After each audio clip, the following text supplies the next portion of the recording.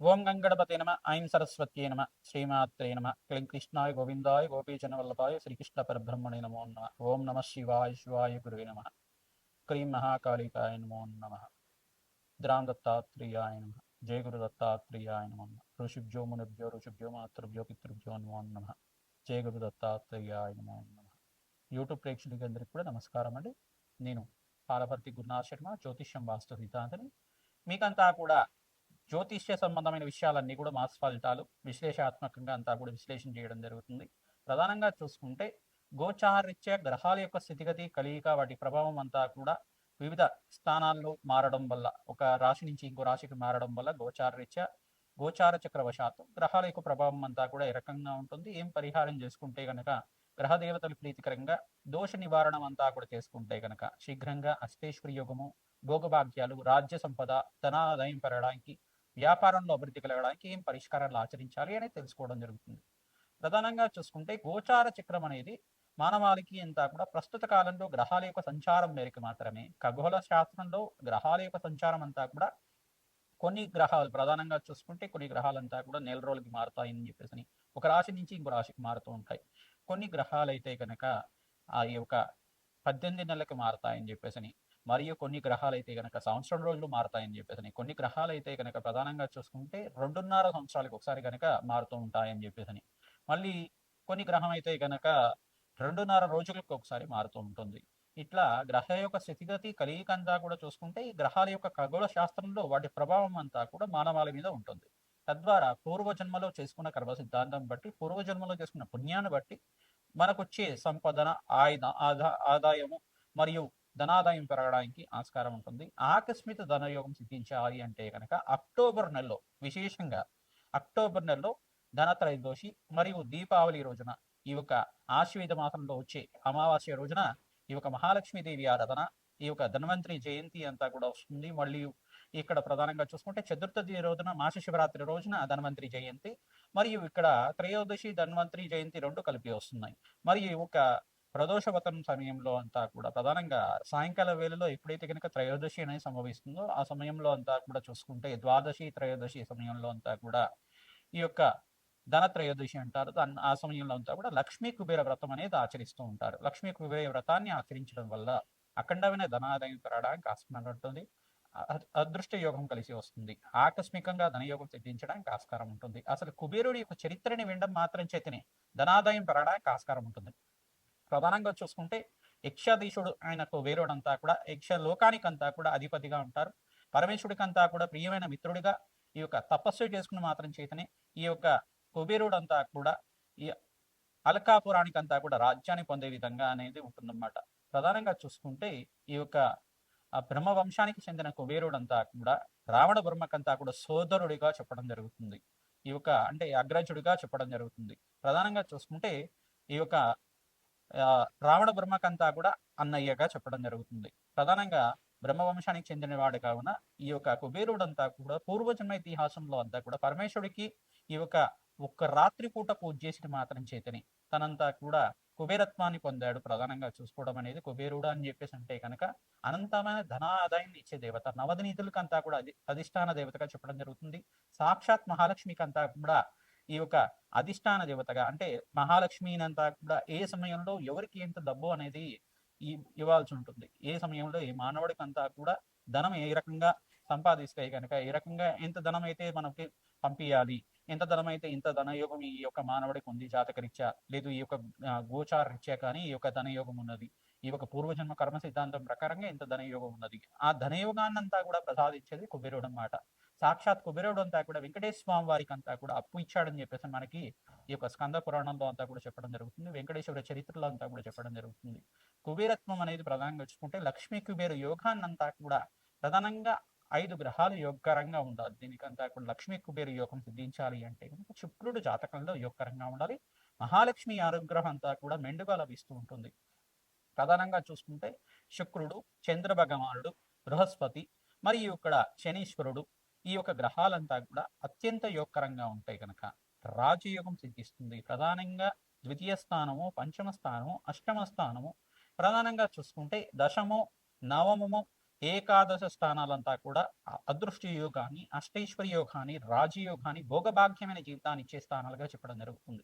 ఈ యొక్క స్థానాలంతా కూడా చూసుకోవడం వంశాభివృద్ధికి కారణమైన స్థానాలంతా కూడా ఇది విపరీత రాజయోగాన్ని ఇచ్చే స్థానంగా చెప్పబడుతుంది. భోగభాగ్యమైన జీవితం, రాజ్య సంపదలు, అదృష్ట యోగము, ఐశ్వర్య యోగం సిద్ధించడానికి ఈ స్థానాలు కనుక మంచి గ్రహాలు ఉచ్చ స్థానాల్లో ఉండి శుభవీక్షణగా ఉంటే కనుక పాపగ్రహాలతో రాహుకేతుతో పాటు కలవకుండా ఈ యొక్క జాతకరీత్యా మీకంతా కూడా శుభయోగాన్ని ఇచ్చే విధంగా ఉంటే కనుక శుభవీక్షణ శుభగ్రహాల యొక్క శుభస్థానంలో శుభవీక్షణ ఉంటే కనుక మీకు రాజయోగం సిద్ధించడానికి ఆస్కారం ఉంటుంది. మేషాది ద్వాదశ రాశుల వాళ్ళకి ధనత్రయోదశి రోజున ఎటువంటి ఫలితాలు వస్తాయి? ప్రధానంగా మీరు చేసుకునే వ్రత విధానంలో కానీ ప్రతినిత్యం కూడా చేసుకునే ఈ యొక్క పూజా విధానంలో కానీ ఎటువంటి పూజ అధికారాలు చేసుకోవడం వల్ల పూజాది కార్యక్రమాలు చేసుకోవడం వల్ల విపరీత రాజయోగం సిద్ధిస్తుంది. ధనత్రయోదశి రోజున విశేషంగా ఆశ్వేత మాసంలో వచ్చే ధనత్రయోదశి రోజు అఖండమైన పుణ్యప్రాప్తి కలిగిస్తుంది. వ్యాపార స్థానంలో ఎటువంటి మార్పులు చేసుకోవాలి అనేది తెలుసుకోవడం జరుగుతుంది. విపరీతంగా మీకంతా కూడా రాజయోగం సిద్ధించడానికి, అదృష్టయోగం కలిసి రావడానికి మరియు అనంతమైన అష్టైశ్వర్య ప్రాప్తి కలగడానికి, మహాలక్ష్మి స్థిర నివాసంగా ఉండడానికి ఎటువంటి పరిష్కారాలు ఆచరించాలి అంతా కూడా విశ్లేషాత్మకంగా గోచారిత్య గ్రహాల యొక్క స్థితిగతి మేరకు అంతా కూడా విశ్లేషణ చేయడం జరుగుతుంది. ప్రధానంగా చూసుకుంటే మీనరాశిలో గోచారిత్య శని భగవానుడు సంచారం జరుగుతుంది. ఇక్కడ తులారాశిలో అంతా కూడా సూర్య భగవానుడు, బుధుడు, అంగారకుడు సంచారం జరుగుతుంది. తులారాశిలో అంతా కూడా శుక్రుడి యొక్క నీచ స్థానంలో సంచారం జరుగుతుంది. ఇక్కడ ప్రధానంగా చూసుకుంటే కేతు అంతా కూడా సింహరాశిలో సంచారం జరుగుతుంది. మరియు ఇక్కడ ప్రధానంగా చూసుకుంటే ఈ యొక్క గ్రహస్థితి ఈ రకంగా ఉంది. రాహు అంతా కూడా కుంభరాశిలో సంచారం చేయడం ఈ యొక్క గ్రహస్థితి ఈ రకంగా ఉంది. కావున ప్రధానంగా బృహస్పతి అంతా కూడా ఉచ్చస్థానంలో సంచారం చేయడం, అతిచారంలో మార్పు జరగడం, కర్కాటక రాశిలో ప్రవేశం చేసిన బృహస్పతి అంతా కూడా 18, 19 తారీఖులో ప్రధానంగా ఈ యొక్క లక్ష్మీ కుబేర యోగంలోనే మారుతున్నారు. ప్రధానంగా అఖండమైన రాజ్య సంపాద ఇచ్చే విధంగా రాజయోగంగా ఉచ్చస్థానంలో మారుతున్నారు. కావున ప్రధానంగా విపరీత రాజయోగం సిద్ధించడానికి బృహస్పతి యోగం, ప్రధానంగా గురు యోగం, గురుతత్వాన్ని అంతా కూడా ఆపాదించబడుతుంది. ప్రధానంగా గురుబలం సిద్ధిస్తే కనుక గురుబలం సిద్ధించాలి, మంత్రయోగం సిద్ధించాలి, పూర్వజన్మలో పుణ్యాన్ని సిద్ధించాలి. ప్రధానంగా మీరు చేసుకున్న పుణ్యాన్ని బట్టే మీ జీవన విధానం ఉంటుంది. ప్రధానంగా ఎవరైతే కనుక అమ్మవారి ఆరాధన, మహాలక్ష్మీదేవి ఆరాధన తావారు పూలతోటి విశేషంగా చేస్తూ ఉంటారు. ప్రధానంగా అర్చనిచ్చిన విధానంగా అంతా కూడా చేసుకోవడం వల్ల, శ్రీ సూక్త విధానంగా వేదోక్త మంత్రాలతోటి అర్చించడం వల్ల అఖండమైన రాజయోగం సిద్ధించడానికి, రాజశ్యామల యజ్ఞాధికర్తలు ఆచరించుకోవడం వల్ల అనంతమైన ధన సంపద లభించడానికి ఆస్కారం ఉంటుంది. విపరీత రాజయోగం సిద్ధించడానికి అంతా కూడా కుబేర చరిత్రని పారాయణం చేసుకోవాలి. కుబేర చరిత్ర అంతా కూడా కుబేరుడి యొక్క పూర్వజన్మ కర్మ సిద్ధాంతం ఏ రకంగా ఉంది. ఈ యొక్క ఒక పట్టణంలో అంతా కూడా ఒక బ్రాహ్మణ వంశంలో జనించాడు. జనించిన తర్వాత ఈ యొక్క బ్రాహ్మణ వంశంలో జనించిన తర్వాత నిత్య కర్మానుష్ఠాలు చేసుకునేవాడు. ఉపజీవితమైన తర్వాత, యజ్ఞోపవీతమైన తర్వాత వేదపట్నం అంతా కూడా నేర్చుకున్నాడు. ఒక బ్రాహ్మణ వంశంలో చెందిన తర్వాత అనుకోకుండా తన యొక్క జీవితంలో అంతా కూడా ఆయనకి కర్మ సిద్ధాంతాన్ని అనుసరించి ఒక దుష్కర్మలు ఆచరించే విధంగా ఈ యొక్క కులభ్రష్టుడిలాగా ఈ యొక్క నిత్య కర్మానుష్ఠానాలంతా కూడా యజ్ఞాధికృతులంతా కూడా అగ్నిహోత్రానంతా కూడా వదిలేసి అంతా కూడా దొంగదనం చేయడం, ఈ యొక్క విపరీతంగా అంతా కూడా ప్రవర్తించడం, అందరినీ దూషించడం, ఇట్లాంటి దుష్కర్మలంతా కూడా ఆచరించడం వల్ల తన తండ్రి అంతా కూడా కొట్టేసి ఈ యొక్క ఆ యొక్క గుణనిధి అనే బాలకుడినంతా కూడా పూర్వజన్మలో కుబేరు పేరంతా కూడా గుణనిధిగా చెప్తూ ఉంటారు. ఈ యొక్క గుణనిధి అనే బాలునంతా కూడా ఈ యొక్క గ్రామ బహిష్కరణ చేయడం జరుగుతుంది. అనుకోకుండా ఒక పాడుబడ్డ దేవాలయానికి వెళ్తాడు. పాడుబడ్డ దేవాలయానికి వెళ్ళిపోగానే ఆ దేవాలయం చెందిన తర్వాత ఆ రోజున ఈ యొక్క కార్తీక మాసం అంతా కూడా ఉత్సవాలు చేస్తూ ఉంటారు. కార్తీక మాసం ఉత్సవాలు చేసిన తర్వాత పరమేశ్వరుడికి అంతా కూడా నివేదన చేద్దామని చెప్పేసి ఆ గుడి తలుపులు తెరవగానే గుడిలో అంతా కూడా ఈ యొక్క ఈ యొక్క బాలకుడు అంతా కూడా పడుకుని ఉంటాడు. అనుకోకుండా ఈ యొక్క ఒత్తి అక్కడ వెలుగుతూ ఉంటుంది. ఒత్తినంతా కూడా రెప్పపాటుగా రెపరెపలాడుతుంటే గాలికంతా కూడా ఒత్తినంతా కూడా నూనె పోసి దాని యొక్క పంచనంతా కూడా తీసేసి ఒత్తినంతా కూడా వెలిగిస్తూ ఉంటాడు. ఈ యొక్క పంచనంతా కూడా తీసి ఒత్తిని వెలిగించడం వల్ల ఈ యొక్క ఏమైనా పదార్థాలు పెట్టి ఉంటే అక్కడంతా కూడా భోజనం చేద్దామని చెప్పేసి అనుకుంటాడు. అనుకోకుండా ఆ రోజున రాత్రి వేళల్లో అంతా కూడా ఉపవాసం ఉంటాడు. ఉపవాసం ఉండి పరమేశ్వరుడికి సమీపంలోనే ఉంటాడు. ఉన్నప్పటికి కూడా ఈ యొక్క భక్తి అనేది లేకుండా ఈ యొక్క ఉపవాసం ఉన్నాం కదా, ఆకలి వేస్తుంది, ఏమైనా తిందామని చెప్పేసి అనుకుంటూ ఉంటాడు. అనుకుంటూ ఉంటా కానీ ఆ బాలకుడి రూపంలో ఉండే ఈ యొక్క బాలకుడు అంతా కూడా ఈ యొక్క పరమేశ్వరుడికి ప్రీతికరంగా ఉన్న ప్రసాదం అంతా కూడా ఉచితం అనుకుంటారు. అనుకోకుండా భక్తులంతా కూడా గుడి తలుపులు తెరవగానే ఈ యొక్క అనుకోకుండా అక్కడి నుంచి పారిపోదామని చెప్పేసి అనుకుంటూ ఉంటారు. అనుకోకుండా అక్కడ ఉండే ఒక వస్తువు అంతా కూడా తగిలేసి అనుకోకుండా రాయికి తగిలి అక్కడంతా కూడా ప్రాణాన్ని వదులుస్తాడు.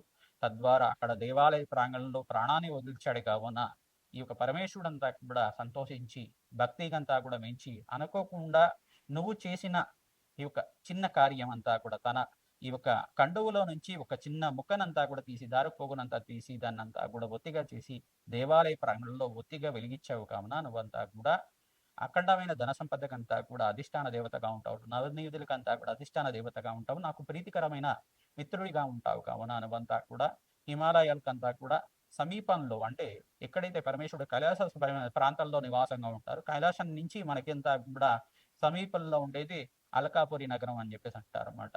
ఈ యొక్క పరమేశ్వరుడికి అంతా కూడా ప్రీతికరంగా ఉంటారు కావున ఈ యొక్క నవనిధులకు అధిపతి అనేది ఈ యొక్క కుబేరుడి యొక్క చరిత్ర అంతా కూడా వినడం వల్ల అదృష్ట యోగం సిద్ధిస్తుంది, అష్టేశ్వర ప్రాప్తి కలుగుతుంది, ధనాదాయం పెరగడానికి ఆస్కారం ఉంటుంది, విపరీత ధనయోగం సిద్ధించడానికి ఆస్కారం ఉంటుంది. ప్రధానంగా కుబేర చరిత్ర అంతా కూడా ప్రతినిత్యం కూడా పారాయణం చేసుకోవాలి, అదృష్ట యోగం సిద్ధిస్తుంది. తద్వారా మీకంతా కూడా రాజ్య సంపదలు సిద్ధించడానికి ఈ యొక్క యక్షాధీశుడైన కుబేరుడంతా కూడా అఖండమైన ధనాదాయం ఇచ్చే దేవతగా ప్రధానంగా మహాలక్ష్మి అనుగ్రహం కావాలి అంటే కుబేరుడి యొక్క అనుగ్రహం కావాలి, కుబేరుడి యొక్క పూజ కూడా చేయాలి, లక్ష్మీనారాయణ పూజ ఆచరించాలి. దీపావళి రోజున షట్కాలంలో అంతా కూడా మహాలక్ష్మీదేవి ఆరాధన, విష్ణుమూర్తి ఆరాధన, పరమేశ్వరుడి ఆరాధన విపరీతంగా చేస్తూ ఉండాలి. ప్రధానంగా షట్కాలంలో ఎవరైతే కనుక ఈ యొక్క అమ్మవారి ఆరాధన చేస్తూ ఉంటారు, షట్కాలాలు అని చెప్పేసి అంటే ప్రాతకాలంలో లేచిన తర్వాత ఈ యొక్క 3:30 నుంచి 5:30 లోపల, లేదు 5 గంటల నుంచి 6:30 లోపల ఇది ఒక ప్రాతకాలంలో అంతా కూడా పూజ ఆచరించుకోవడం, మళ్ళీ 9 గంటల నుంచి 10 గంటల లోపల కానీ 11 గంటల లోపల కానీ, మళ్ళీ 12 గంటల నుంచి మధ్యాహ్న కాలంలో అంతా కూడా అపరాహ్న కాలం మించకుండా పూజ ఆచరించడం, మళ్ళీ సాయంకాలం 5 గంటల నుంచి 6:30 లోపల పూజ, మళ్ళీ రాత్రి పూట నిశిరాత్రి పూజ అంటారు దీన్నంతా కూడా, రాత్రి వేళలో 8:30 నుంచి 12:30 లోపు పూజ ఆచరించడం, ఇటువంటి షట్కాల పూజ అనేది ఉంటుందన్నమాట. నిశిరాత్రి పూజ అంటారు దీన్నంతా కూడా. షట్కాల పూజలంతా కూడా మహాలక్ష్మీదేవికి ఆచరించడం వల్ల అనంతమైన ధనాదాయం పెరగడానికి ఆస్కారం ఉంటుంది. మహాలక్ష్మీదేవి ప్రీతికరంగా రోజా పూలతోటి, మల్లె పూలతోటి మరియు ఈ యొక్క తామర పూలతోటి, కలువర పూలతోటి అంతా కూడా మహాలక్ష్మీదేవి పూజ చేయడం వల్ల విపరీతంగా ధనాదాయం పెరగడానికి ఆస్కారం ఉంటుంది, అదృష్ట యోగం సిద్ధిస్తుంది, ఆకస్మికంగా ధనయోగం సిద్ధిస్తుంది. గోచారిత్య మీకంతా కూడా ఈ యొక్క గ్రహస్థితులంతా కూడా మెరుగ్గా ఉండడానికి మీ జన్మజాతకమే ప్రధానమైన జాతకంగా ఉంటుంది. మీ జన్మజాతకంలో ఉండే గ్రహదేవతలకి ప్రీతికరంగా మీ జాతకంలో ఉండే దోషాలకి పరిష్కారం అంతా కూడా ఆచరించడం వల్ల ధనాదాయం పెరగడానికి, అదృష్టయోగం కలిసి రావడానికి, వ్యాపారంలో మార్పులు కలగడానికి, ఉద్యోగంలో ప్రమోషన్ సిద్ధించడానికి, వివాహాది శుభకార్యాలు కలగడానికి, సంతాన యోగం సంతాన సాఫల్యం కలగడానికి ఆస్కారం ఉంటుంది, అదృష్టయోగం జీవించడానికి ఆస్కారం ఉంటుంది. విపరీత ధనాదాయం కావాలి, రాజ్య సంపదలు కావాలి, అనంతమైన అదృష్టయోగం సిద్ధించాలి అని చెప్పేసి అనుకుంటే కనుక మహాలక్ష్మీదేవికి ప్రీతికరంగా ఈ యొక్క లక్ష్మీ కుబేర శాంతి హోమాది కార్యక్రమాలు, రాజ్యశ్యామల యజ్ఞాది కృతులంతా కూడా ఆచరించడం వల్ల అదృష్టయోగం సిద్ధిస్తుంది. కన్యారాశి జాతకులకి గోచారీత్యా అక్టోబర్ నెల మాస ఫలితాల్లో భాగంగా ఎటువంటి దోష పరిహారాలు చేసుకుంటే కనుక అదృష్ట యోగం సిద్ధిస్తుందో తెలుసుకుందాం. ప్రధానంగా చూసుకుంటే అక్టోబర్ 18, 19, 20 తారీఖులో విశేషంగా మహాలక్ష్మీదేవి ఆరాధన, లక్ష్మీ కుబేర ఆరాధన, పరమేశ్వరుడు ఆరాధన, లక్ష్మీనారాయణ స్వామికి ప్రీతికరంగా అర్చన విధానం చేసుకోవడం, దీపావళి రోజున విశేషంగా వీరంతా కూడా షట్కాల పూజ అనేది ఉంటుందన్నమాట. అమ్మవారికి 6 కాలాల్లో విశేషంగా పూజ అర్చించడం వల్ల అదృష్ట యోగం సిద్ధించడానికి ఆస్కారం ఉంటుంది, విశేషమైన ధనాదాయం పెరగడానికి ఆస్కారం ఉంటుంది. మీరు మీ ఇంట్లో ప్రధానంగా వ్యాపార స్థలంలో కానీ, మీ ఇంట్లో స్వగృహంలో కానీ ప్రధానంగా మీరంతా కూడా ఆవునేతో దీపారాధన చేయడం, అమ్మవారికి ప్రీతికరంగా ఈ యొక్క వెండి గిన్నెలో అంతా కూడా అమ్మవారికి ఆవునేతో దీపారాధన చేయడం వల్ల అదృష్ట యోగం సిద్ధించడానికి ఆస్కారం ఉంటుంది, మీకు లాభాలు గణించడానికి ఆస్కారం ఉంటుంది. ప్రతినిత్యం కూడా మహాలక్ష్మీదేవి ప్రీతికరంగా శ్రీం మహాలక్ష్మీదేవి ధనం ధనం దేహి దేహి స్వాహ అనే నామాన్ని కూడా జపాన్ని ఆచరించుకోవడం వల్ల అదృష్ట యోగం సిద్ధించడానికి ఆస్కారం ఉంటుంది, అఖండమైన ధనాదాయం పెరగడానికి ఆస్కారం ఉంటుంది. విపరీత ధనయోగం సిద్ధించాలి, వ్యాపారంలో మార్పులు కలగాలి అని చెప్పేసి నేను అర్చించేవాళ్ళు. కన్యారాశి జాతకులకు మీకంతా కూడా బృహస్పతి మార్పు అంతా కూడా ఉచ్చస్థానంలో సంచారం జరుగుతుంది. ఈ కన్యారాశిలో శుక్రుడు నీచస్థానంలో సంచారం చేస్తున్నారు కావున సూర్య భగవానుడు కూడా ద్వితీయ స్థానంలో, ధనస్థానంలో, నీచస్థానంలో సంచారం చేస్తున్న శ్రమతో కూడిన సంపాదన జరుగుతుంది. మాసాంతంలో అంటే ఈ యొక్క వచ్చే నెలలోపు మీకు అంతా కూడా అఖండమైన ధనాదాయం పెరగడానికి ఆస్కారం ఉంటుంది. మాసాంతంలో కూడా స్వల్పంగా ధనాదాయం పెరుగుతుంది, కానీ శ్రమతో కూడిన సంపాదన పెరుగుతుంది, శ్రమ అధికంగా ఉంటుంది. ప్రధానంగా ప్రమోషన్స్ కోసం ప్రయత్నం చేసుకోవడానికి నవంబర్ 24 తర్వాత మీకు ధనాదాయం యోగకరంగా ఉంటుంది, అదృష్ట యోగం కలిసి వస్తుంది. మీకంతా కూడా ఈ మాసాంతంలో కూడా లాభాలు గణించడానికి మహాలక్ష్మీదేవి ఆరాధన విశేషంగా చేసుకుంటూ ఉండాలి. శ్రీ సూక్త పారాయణ వేద పండితులతో అర్చించాలి. మహాలక్ష్మీదేవి ప్రీతికరంగా తామర పూలతో యజ్ఞాధికృతులు చేసుకోవడం అదృష్ట యోగం సిద్ధించడానికి ఆస్కారం. శుక్రుడి ప్రీతికరంగా దానాది కార్యక్రమాలు, బొబ్బర్లు దానం చేయాలి. సూర్య భగవానం ప్రీతికరంగా ఈ యొక్క గోధుమ పిండి దానం చేసుకోవడం యోగకరంగా ఉంటుంది. మరియు మీ జాతకంలో బృహస్పతి కనుక నీచ స్థానంలో ఉంటే కనుక, మీ జాతకంలో గురువు అనేది కొంచెం బలహీనంగా ఉంటే కనుక, ఆ బృహస్పతి ప్రీతికరంగా, గురుగ్రహానికి ప్రీతికరంగా శనగలు దానం చేసుకోవడం, పసుపు రంగు వస్త్రాన్ని దానం చేసుకోవడం వల్ల అఖండ లాభాలు సిద్ధించడానికి ఆస్కారం ఉంటుంది. శ్రీమాత్రే నమః.